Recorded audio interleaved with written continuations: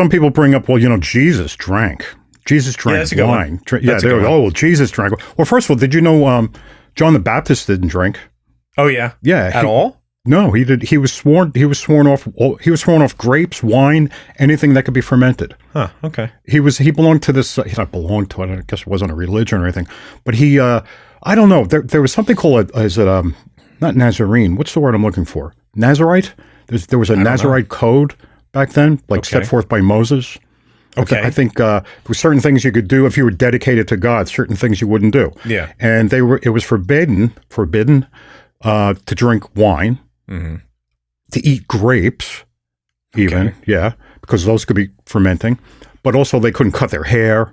Yeah, I mean, now you're going into Samson couldn't cut his hair. He drank a lot, though. I mean, that's the whole thing. Is that the Jews have a lot of laws that they follow, and Right. they still follow it now, right? Mm-hmm. I mean, they have the payas. Mm-hmm. We're talking about Orthodox Jews now.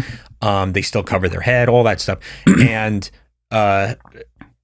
then you have Christians who the whole idea is, well, we are the next phase of things where it's like, no, we aren't supposed to be interpreting things this strictly. We aren't supposed to be interpreting God's law this way. Right. So that's where you get a major divide in written code versus what's written in your heart. Right. Now we're talking Beatitudes, Sermon on the Mount, stuff like that.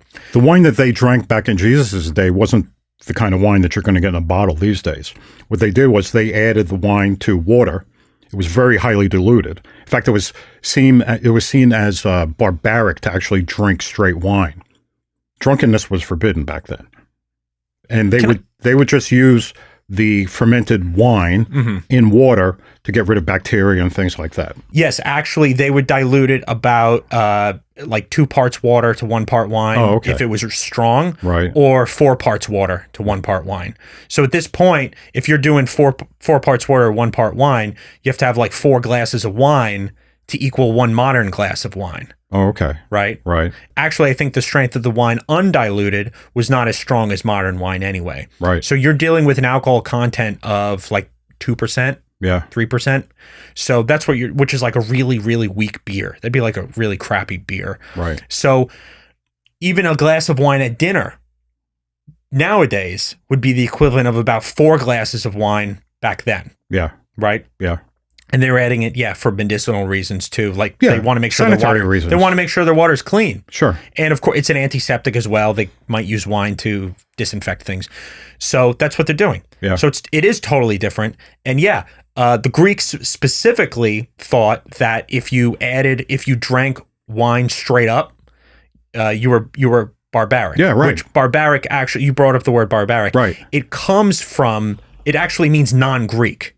It means foreigner. What, the word barbarian? Yeah. It comes from the Greek word that means non-Greek or foreigner. I see. So it's somebody who's not like us. Right. Those crazy guys up there, they just drink it. They just get drunk. Right. So, and I mean, something like beer's been around for thousands and thousands of years, and I don't think the Greeks drank beer, and they certainly didn't in the Middle East. I think in Egypt they drank beer, but hard liquor wasn't invented till like 1,000 years later. Right. It's like the 1100s, 1200s, something like that.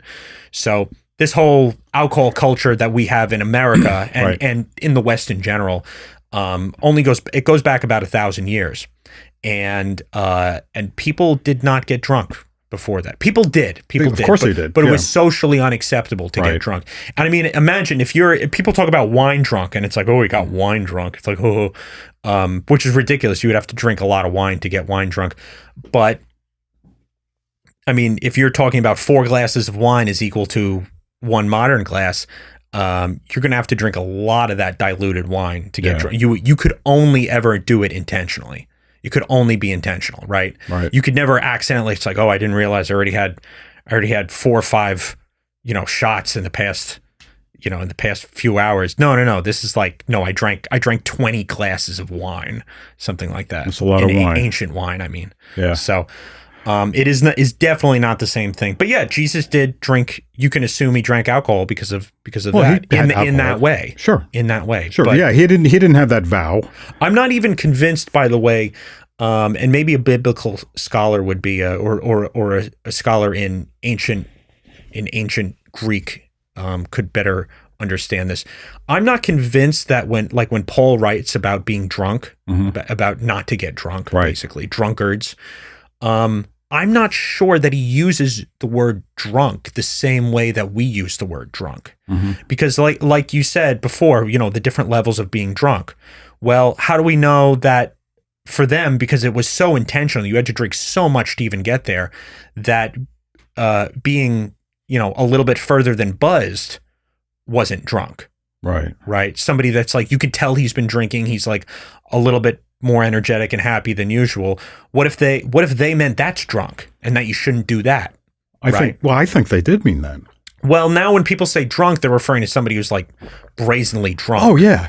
A modern definition of drunk. Yeah. We're way drunker. We're way more inebriated as a society today than ever. Right. So if you met somebody who seemingly is in total control, he's answering questions, he's alert, well, not fully alert, but you know what I mean, but who's had a lot to drink, you wouldn't say like, oh, he's drunk. You would say, no, I'm not drunk. I'm just enjoying myself. Yeah. But I think that maybe even the ancient definition of drunk would include that type of thing. I think so. I'm not 100% sure. Well, what I'm saying about, being totally abstinent has to do with not really feeling buzzed, getting high or buzzed, or even just talkative, that sort of thing. I'm talking about like lasting effects on the brain afterwards, long afterwards, like days afterwards. Are you talking about health or? No, I'm talking about being able to perform, being able to succeed in life, succeed in career, succeed in relationships, being able to negotiate things.